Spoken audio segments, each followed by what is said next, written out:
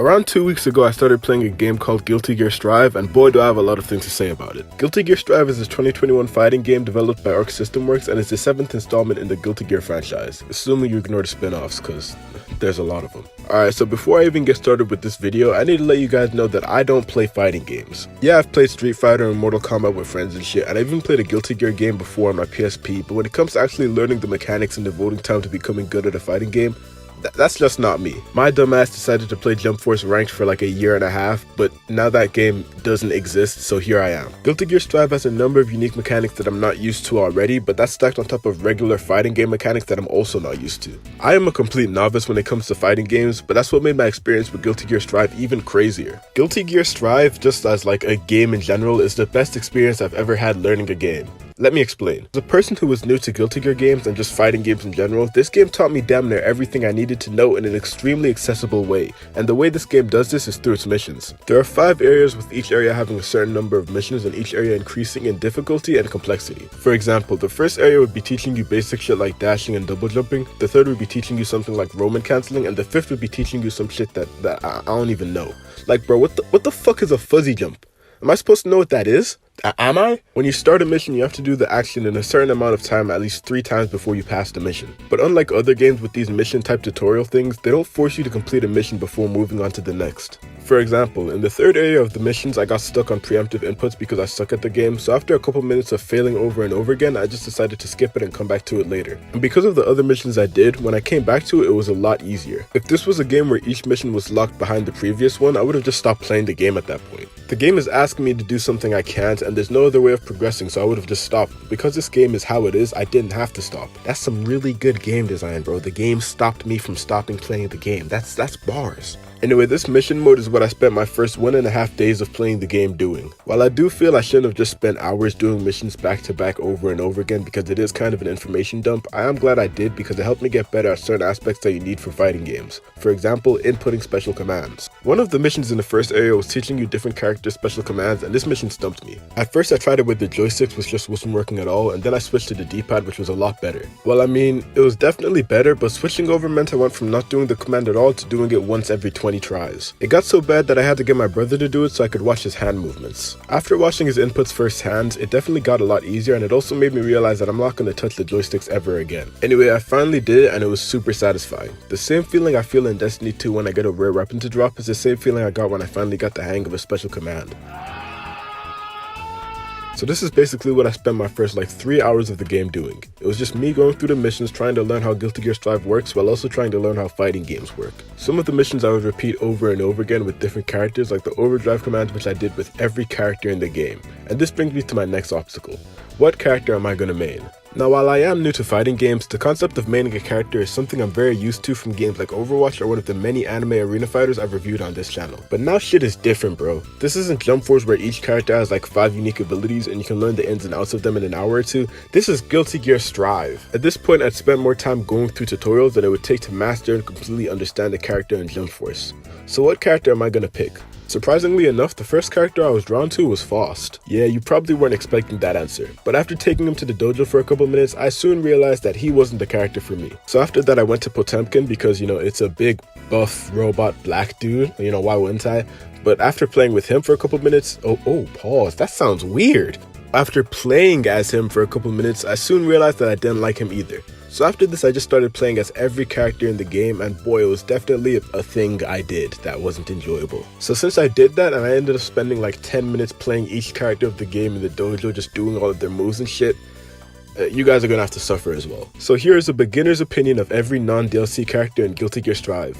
Also, keep in mind that my opinions don't matter, so before you send me a death threat, don't. Alright, so first we got Nagoriyuki, black samurai vampire dude. I mean, he seems cool, but I didn't understand the whole blood gauge thing for me, and he seemed kind of slow.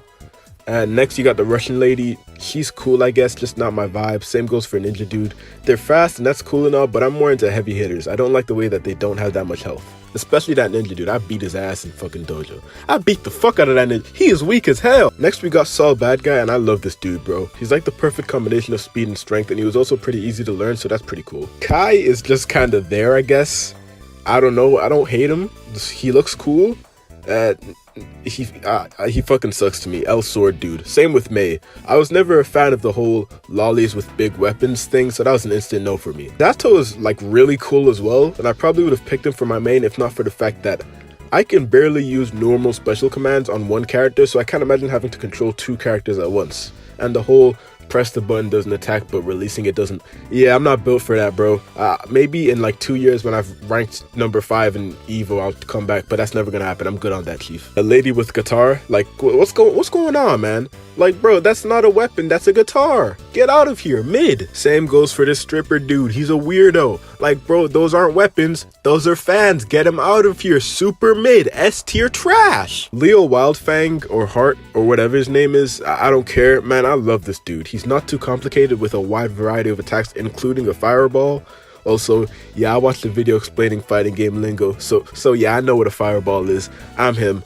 Yeah, his whole stance changing shit is cool as hell. Only thing I don't like about him is that he can't run, like continuously dash, but there are other ways to create distances or close distances, so he's still great. I fuck with him. I fuck with him heavy.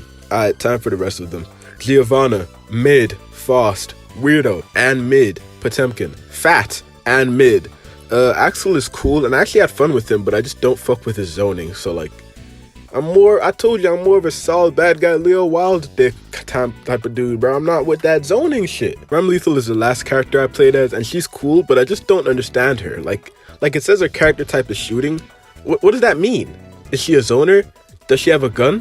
What does this mean? Well, yeah, surprise, surprise, I ended up maining Sol, but I do play as Leo sometimes, so that's, I mean, it's probably not a good idea because I barely know either of them, but it works. It works. Alright, so now it's time for the story. No. So there is a story mode, but more importantly, there's this thing called GG World, which essentially explains everything about Guilty Gear's world and the story up to this point. So first of all, there's a glossary that essentially has anything and everything you could think of. Characters in the game, materials, companies, religions. It's so fucking expansive and it's really cool. There's also a mind map thing that shows the relationships between everything in the game, and it's also expansive as fuck. Like, there's just so much shit in here. And lastly, there's a timeline that just shows the dates of important events throughout the series. It's definitely smaller and simpler compared to the glossary and mind map, but it's pretty basic and to the point, and it doesn't have all this stuff in it that the other ones do, so I like it. Now, other games that have somewhat complicated or convoluted stories, like DMC5 for example, might have a video briefly explaining the events of the other games, but that really leaves a lot of blanks in the story. But Guilty Gear Strive left no blanks at all. Like, they really did this shit perfectly. So if you want to experience and understand the full Guilty Gear story without playing other games or just watching a fuck ton of YouTube videos, then this is the way to do it. Now for the game's actual story. To be honest, like, this shit is just an anime. Like, that's all there is to it, bro. It has nice animation, it's fully voice acted, it's just a show, bro. There's no gameplay. And this isn't a complaint or anything, it's honestly pretty cool and it's a unique approach to storytelling and gaming, but like, bro, I'm just gonna watch this shit on YouTube, bro. Cool story, but I'm not gonna watch this shit while I'm supposed to be playing Guilty Gear Strive. That's what YouTube is for, buddy. That's what YouTube is for, bud. Like, bro, I'll just put that shit in the background while I'm getting my ass kicked in arcade mode or something. Speaking of arcade mode, it's now time for the game mode's transition. Alright, so on the offline front, not including the missions, tutorial, or training mode, you got arcade mode, and this is pretty cool. There are unique interactions between the characters, and at first I thought each character had like a unique story, because when I picked Leo, his first fight was Potemkin, and then at the end they were talking about some shit, and Potemkin came to help him, and they fought the black dude, and I don't fucking know. It's cool, but I don't know what's going on, to be honest. So I know there's a bunch of fights for each character, but I don't know if it just goes up in difficulty, like in a linear way. When I played Sol, my first 2 or 3 fights were normal, then it just became extreme. And when I played Leo, the fights were just jumping around in difficulty. So once again, I don't fucking know, bruh. Regardless, it's still pretty fun. You might get an easy fight, or you might get booty fucked by Nagore Yuki. You never know. There's also combat ratings at the end of each fight, so that's pretty cool, I guess.